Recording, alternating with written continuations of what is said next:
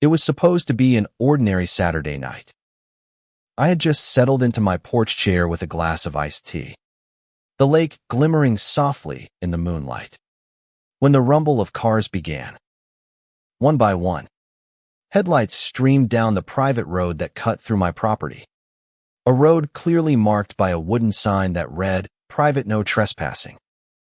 At first I thought it might have been some mistake, maybe a wrong turn or a lost driver. But when the 5th, then the 10th, then the 20th vehicle rolled in, my stomach dropped. The music hit before the engine's even quieted a pounding bass line that shook the windows of my home. Then came the laughter, the shouting, the stomping of dozens of feet trampling across grass that my grandfather had once sown with his bare hands. I stepped out into the night and followed the sound. And there she was, Karen, the self-proclaimed queen of the HOA, standing on a makeshift platform at the edge of my field, microphone in hand, announcing to a crowd of nearly 90 people that they were welcome to the best HOA party this neighborhood has ever seen. Her round face glistened under the harsh glow of rented spotlights. Her arms spread wide like she was Caesar herself. And the kicker, she had the audacity to claim this Lammy land, my family's heritage, my sanctuary as if it belonged to her. I shouted over the noise, my voice sharp and cutting, but the crowd barely looked up. Some laughed. Others muttered insults, most of them too drunk to care. Karen, however, smirked down at me from her stage, her voice amplified through the cheap speaker system. "Oh, don't mind him," she sneered into the mic. "He thinks he owns this land. But we all know community events belong to the community. He should be grateful we're giving his field some real purpose." The crowd erupted into cheers, raising plastic cups into the air. Rage boiled inside me, but beneath it was a deeper IKEA violation of something sacred. I had tolerated Karen's antics before. The notes slipped under my door, the false violations taped to my mailbox, the endless demands at HOA meetings. But this was no longer petty harassment. This was trespass. This was theft. This was my grandfather's land being trampled by 90 pairs of careless feet because Karen needed to feed her bloated ego. I pulled out my phone and dialed 911. My voice was calm, measured, even as fury burned in my chest. "This is private property," I told the dispatcher. "I have nearly 100 trespassers here under the direction of a woman named Karen. Send everything you've got." The minutes crawled by, the music pounding like a war drum in my head. Karen strutted across her stage, barking orders at the caterers she had hired, posing for selfies with guests who didn't even live in our neighborhood. Children screamed and ran through the fields, tearing up the soil. Strangers relieved themselves against the side of my barn. And Karen looked on with satisfaction, convinced she had finally broken me, finally shown the neighborhood that her will was law. Then, like the sudden crash of a cymbal, flashing lights cut through the darkness. First one cruiser, then 3, then 6. Sirens wailed as officers spilled onto the property, their radios crackling with urgent commands. The crowd froze, plastic cups dangling midair, the music cutting off with a startled screech. The party atmosphere evaporated in an instant, replaced by stunned silence and the shuffle of panicked feet. Karen's smirk faltered for the first time. "Whose event is this?" barked the lead officer, his voice booming through the night. Dozens of eyes turned toward Karen, who stood frozen on her platform, microphone slipping from her hand. She stammered, her voice weak and cracking. "It's a community event, authorized by the HOA." But the officer's eyes hardened as he glanced at me standing just behind him, deed papers already in hand. This land belongs to him, the officer said, his tone leaving no room for doubt. You and everyone here are trespassing. The words hit the crowd like a thunderclap. Murmurs rose. People backing away. Parents grabbing their children by the arms. Couples abandoning their drinks and making for their cars. Panic spread fast. The glittering party dissolving into chaos. Karen shouted into the void, her voice shrill and desperate. No. Don't leave. This is sanctioned. I'm the HOA president. You can't arrest me. But the officers weren't listening. They moved through the crowd, dispersing guests, issuing warnings, and recording names. The once cheering mob now cursed Karen under their breath, shoving past her in their rush to escape the flashing lights and the reality of the law. Someone threw a drink at her as they passed, drenching her gaudy dress in sticky soda. Her platform, once a throne, now looked like a gallows. And then came the twist, the one Karen never saw coming. Among the officers was Sergeant Miller, a man I knew well. He had grown up in this town, had worked summers on my family's land as a teenager, and carried a deep respect for the history Karen had just desecrated. He pulled her aside, his voice low but sharp enough for me to hear. Ma'am, this isn't just trespass. You hosted a paid event here, didn't you? She froze, her eyes darting nervously. Those wristbands, those caterers, they didn't come for free. You charged these people admission, didn't you?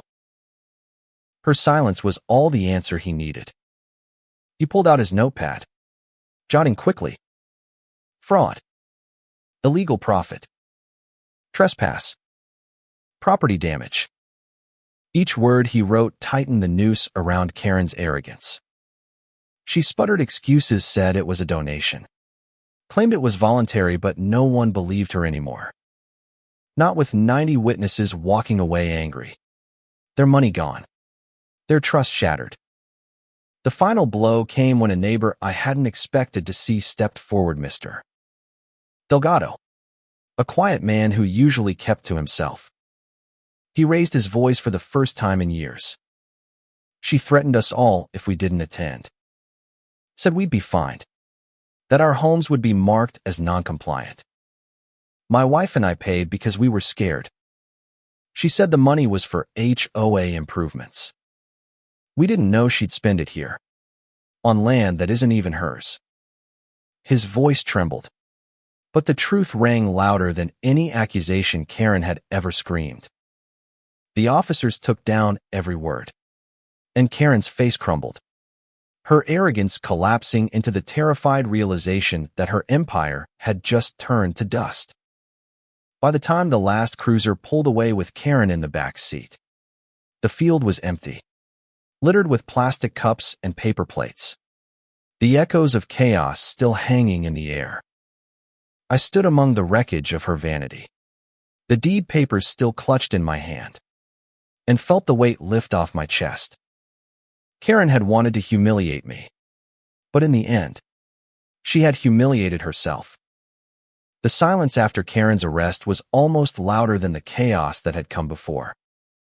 For years, she had been the untouchable tyrant of our neighborhood, barking orders, slapping fines, and twisting HOA rules into weapons. Yet now she sat in the back of a cruiser, her wrist cuffed, her mascara streaking down her face as the red and blue lights painted her downfall for all to see. Neighbors who once cowered at her voice now whispered in disbelief, some even smiling as though a great weight had finally lifted.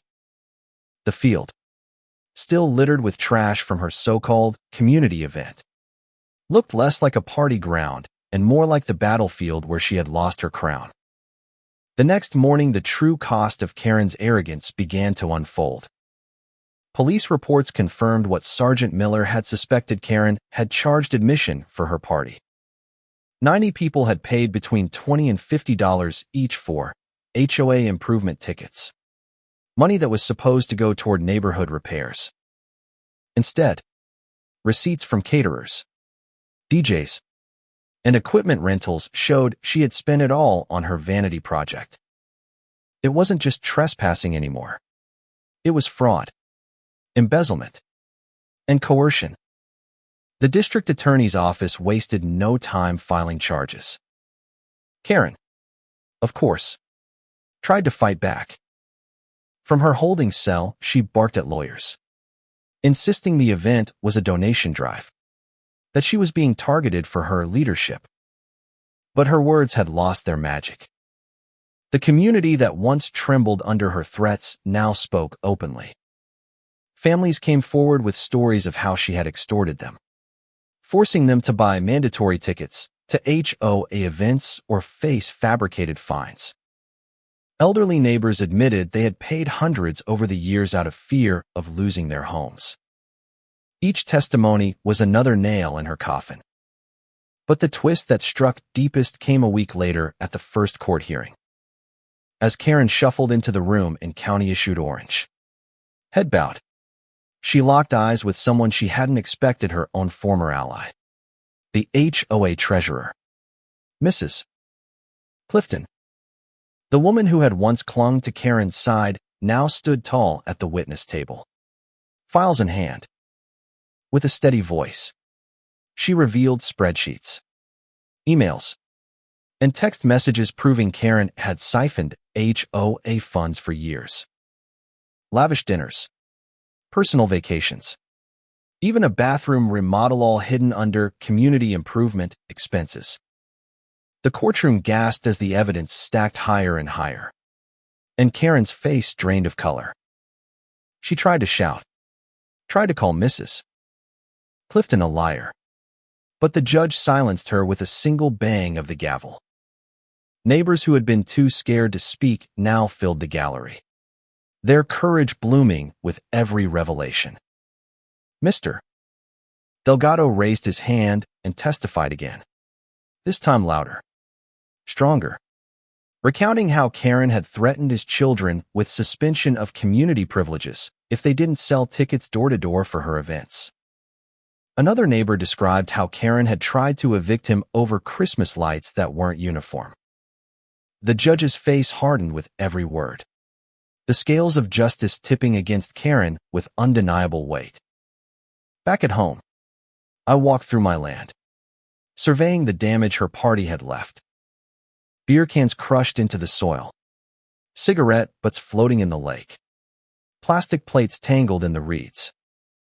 For a moment, sorrow gripped me. My grandfather's land had been violated.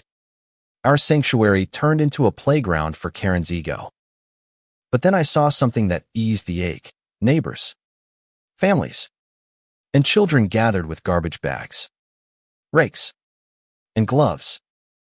They had come unasked, united not by obligation but by choice. Together we cleared the field, laughing at the absurdity of what had happened, reclaiming the space with our own hands. For the first time in years, I felt the neighborhood was ours again, not Karen's. Not the HOA's, but ours. The trial lasted only a few weeks, but it felt like years of pent-up frustration finally given voice. Every day the evidence grew heavier, and every day Karen shrank smaller in her chair. The jury deliberated for barely 2 hours before returning with a unanimous verdict: guilty on all counts: trespassing, fraud, embezzlement, coercion, and destruction of private property. The judge's words rang like a final thunderclap. You abused your neighbors, violated their trust, and desecrated land that was never yours. You are hereby sentenced to 7 years in state prison. The gavel slammed, and with it, the illusion of Karen's reign shattered forever. The courtroom erupted. Some cheered, some wept, some simply sighed in relief. I sat still, breathing deeply, the weight of years lifting off my shoulders. Karen screamed as deputies led her away, her voice cracking with desperation. You can't do this to me. I was protecting this community. I am the HOA president. But her cries faded as the door closed behind her, sealing her fate with cold iron. In the weeks that followed, the neighborhood transformed. Without Karen's grip, the HOA collapsed under scrutiny. Its fraudulent rules and fines dissolved. We voted to establish a new community council, one built on fairness and transparency. Meetings were held in the open, where every neighbor had a voice. Children played freely again. Porches lit up with decorations Karen once banned, and laughter replaced whispers of fear. My land, once trampled by strangers, became the site of a true community gathering, this time with permission, respect, and gratitude. One evening, as the sun dipped low and painted the lake gold, Mrs. Henderson, the widow Karen had once threatened with fines, approached me. Her eyes glistened as she pressed a small, hand-carved plaque into my hand. It read, "Our land, our freedom." She smiled, her voice trembling. "This isn't just your land anymore. It belongs to all of us, not in ownership, but in spirit. Thank you for standing up when we couldn't." I felt my throat tighten as I nailed the plaque onto the old oak by the field, the same tree my grandfather had planted decades ago. Looking out at the smiling faces of my neighbors, I realized Karen had unintentionally given us a gift. Her arrogance had forced us to unite. Her downfall had freed us to rebuild, and her absence had reminded us of the power of community. The field, once scarred by her chaos, now bloomed with resilience. So I leave you with this question: when arrogance tramples your rights and entitlement poisons your peace, do you stay silent? Or do you rise? Call it out and take back what's yours. Justice is never easy, but it is always worth it.